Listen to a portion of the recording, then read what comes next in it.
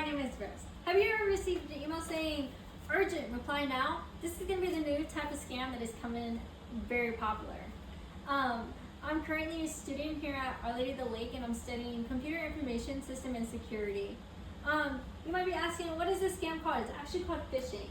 And phishing's main purpose is to steal as much of your personal information as possible that you actually provide the scammer with. You might be saying, what is phishing? According to an article on Cisco's website entitled, What is Phishing?, published on March 4th of 2024, it says phishing works by luring a victim with a legitimate looking but actually fraudulent website via email or any type of communication from a trusted sender, who then coaxes the victim into providing confidential or sensitive information.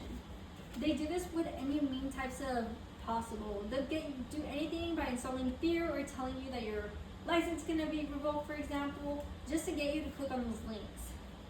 And then according to her September 12, 2023 article called What is Phishing? How to Recognize It and Avoid Phishing Scams by Claire Savard, who covers many topics in the cybersecurity world, she states that phishing scams can take many forms.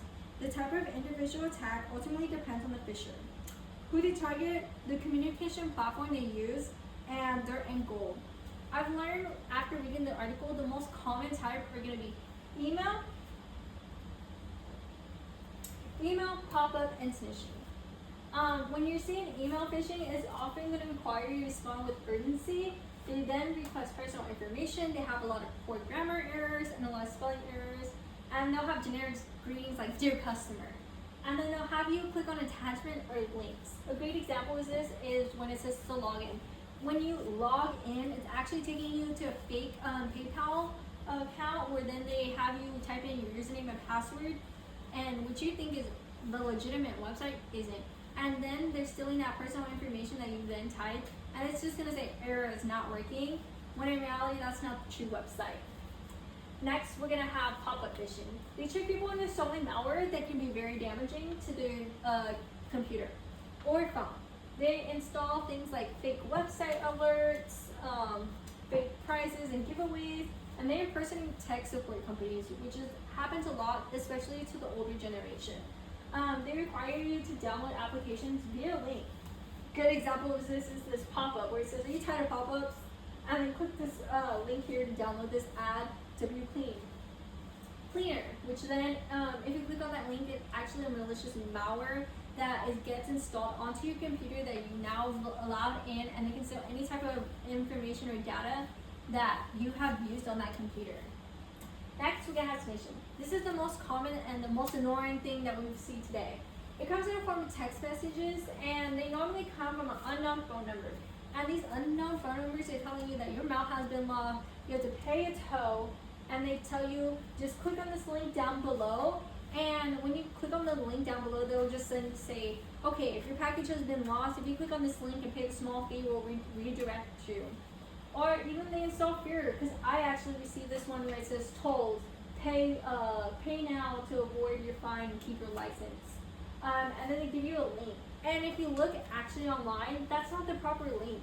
And it's actually not the name of the company that they use.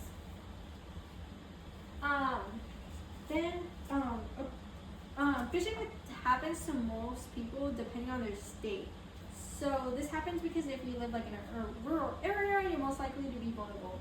For example, according to Kelly Main on June 9th of 2023, an article called Top Phishing Statistics by State, she says that Arkansas experienced the largest financial loss when it came to phishing, with over $80,000 in financial loss per every $100,000 resident. The reason this is because most people in Arkansas are over 50, so obviously they're going to be our older generation. How to protect yourself is going to be easy. Avoid these messages that say urgent.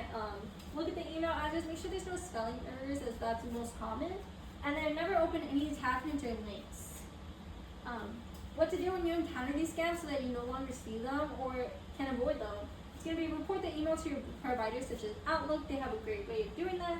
And if it's a text, you can block the number and then even delete it. Or simply ignore it. That's what I do. And then, in conclusion, I really hope this has helped you learn all the type of phishing scams that are out there. And there are way more if you simply just Google. And if you have any family in Arkansas, definitely check on them and make sure that they're educated. Help this out.